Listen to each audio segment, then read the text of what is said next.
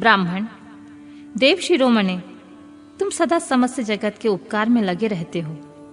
तुमने लोगों के हित की कामना से बहुत उत्तम बात पूछी है, जिसके सुनने से संपूर्ण लोगों के समस्त पापों का क्षय हो जाता है। उस अनामय शिव तत्व का मैं तुमसे वर्णन करता हूं। शिव तत्व का बड़ा स्वरूप उत्कृष्ट एवं अद्भुत है। जिस समय समस्त चराचर जगत नष्ट हो गया था, सर्वत्र केवल अंधकार ही अंधकार था। न सूर्य दिखाई देते थे, न चंद्रमा, अन्य ग्रहों और नक्षत्रों का भी पता नहीं था। न दिन होता था न रात। अग्नि, पृथ्वी, वायु और जल की सत्ता भी नहीं थी। प्रधान तत्व से रहित सूना आकाश मात्र शेष था। दूसरे किसी तेज की उपलब्धि नहीं होती थी। अदृष्ट आदि का भी अस्तित्व नहीं था। शब्द और स्पर्श भी साथ छोड़ चुके थे। गंध और रूप की भी अभिव्यक्ति नहीं होती थी। रस का भी अभाव हो गया था। दिशाओं का भी भान नहीं होता था। इस प्रकार सब और निरंतर सूची मेद और घोर अंधकार फैला हुआ था। उस समय तत्व सद ब्रह्मा, इसी श्रुति में जो सत सुना जाता है, एकमात्र वही शेष था। जब यह, वह, ऐसा, जो इत्यादि रूप से निर्दिष्ट होने वाला भावात्मक जगत नहीं था, उसी समय एकमात्र सत ही शेष था, जिसे योगी जन अपने हृदय आकाश के भीतर निरंतर देखते हैं। वह सब तत्व मन का विषय नहीं है। वाणी की भी वहां तक कभी पहुंच नहीं होती। वह नाम तथा रूप रंग से भी शून्य है। वह न स्थूल है, न कृश है, न हस्व है, न दीर्घ है तथा न लघु, न गुरु। उनमें ना कभी वृद्धि नहीं होती, न हास्य। श्रुति भी उसके विषय में चकित भाव से है। इतना ही कहती है, अर्थात उसकी सत्ता मात्र का ही निरूपण कर पाती है।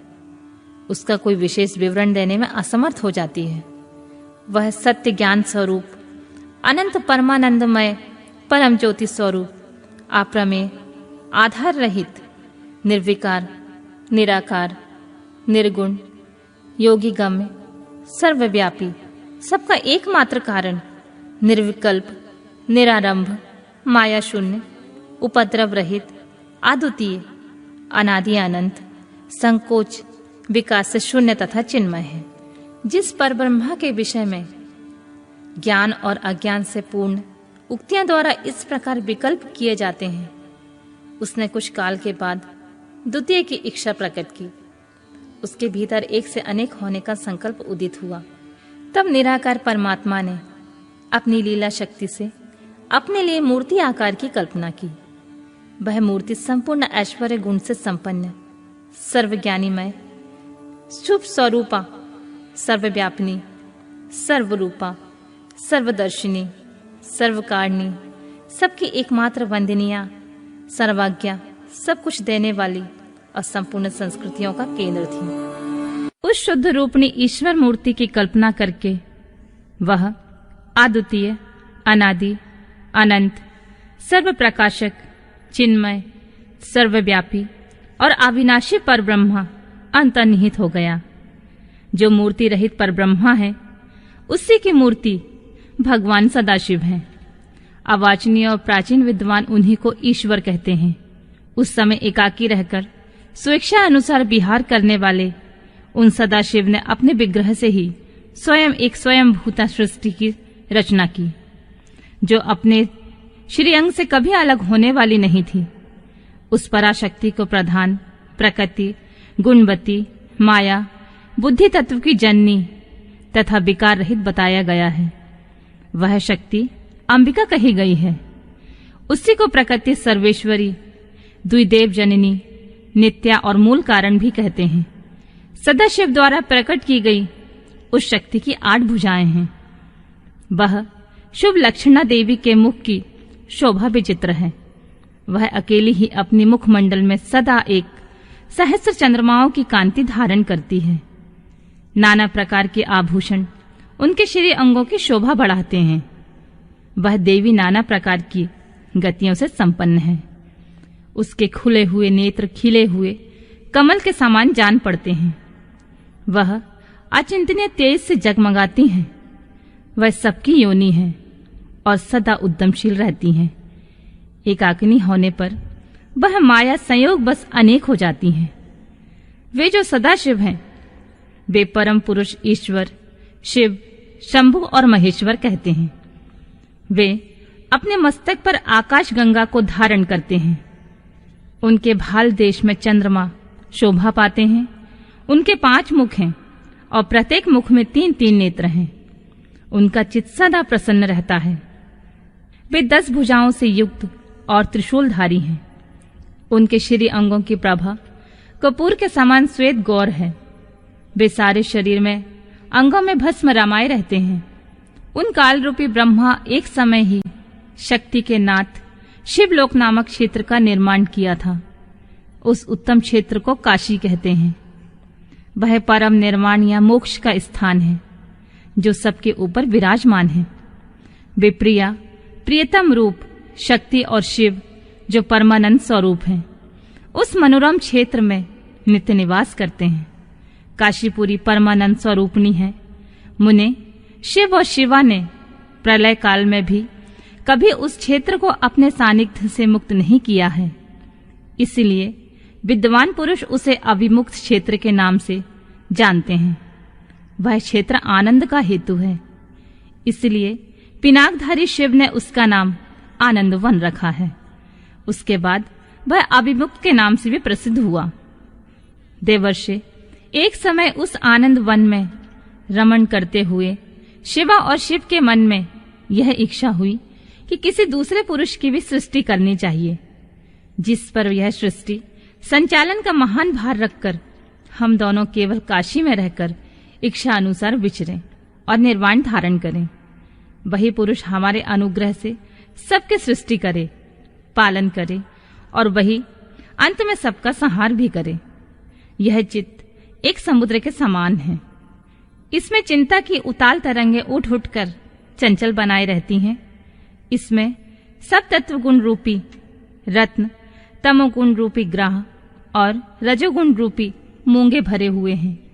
इस विशाल चित्र समुद्र को संकुचित करके हम दोनों उस पुरुष के प्रसाद से आनंद कानन काशी में सुखपूर्वक निवास करें।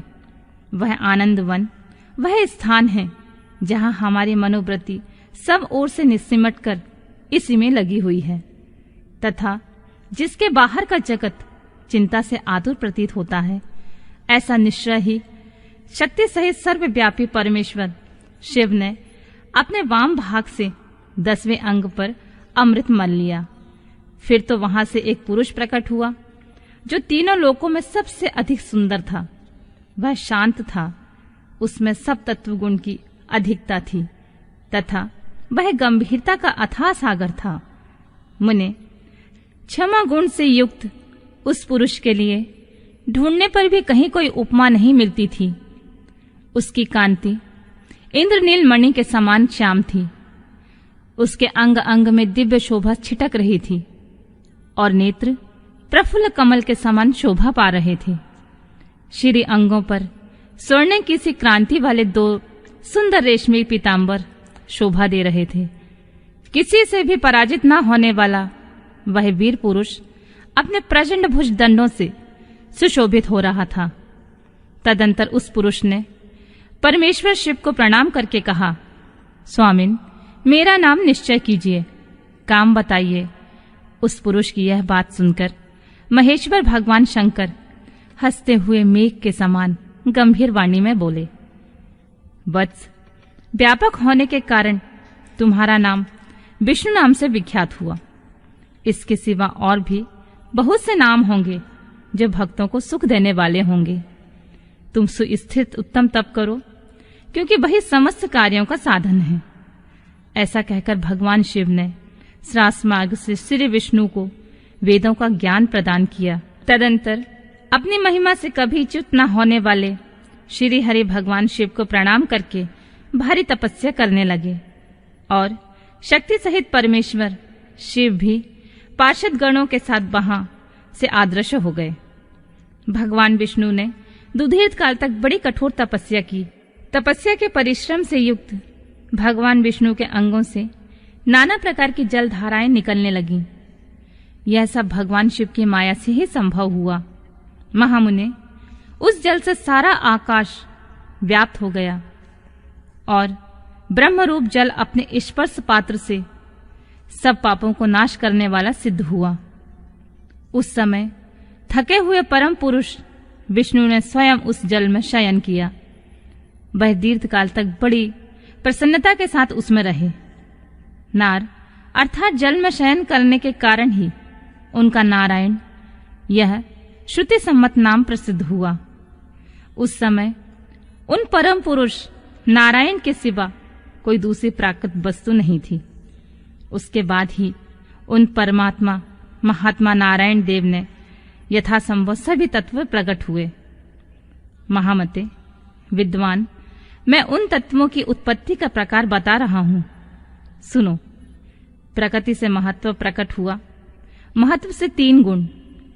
इन गुणों के भेद से ही त्रिविध अहंकार की उत्पत्ति हुई। अहंकार से 5 तन्मात्राएं हुई और उन तन्मात्राओं से 5 भूत प्रकट हुए। उसी समय ज्ञानेंद्रियों और कर्मेंद्रियों का भी प्रादुर्भाव हुआ। मुनिश्रेष्ठ, इस प्रकार मैंने तुम्हें तत्वों की संख्या बताई है। इनमें से पुरुषों को छोड़कर शेष सारे तत्व प्रकृति से प्रकट हुए हैं। इसीलिए सबके सब जड़ हैं। तत्वों की संख्या 24 है। उस समय एकाकार हुए 24 तत्वों को ग्रहण करके वे परम पुरुष नारायण भगवान शिव की इच्छा से ब्रह्मरूप जल में सो गए।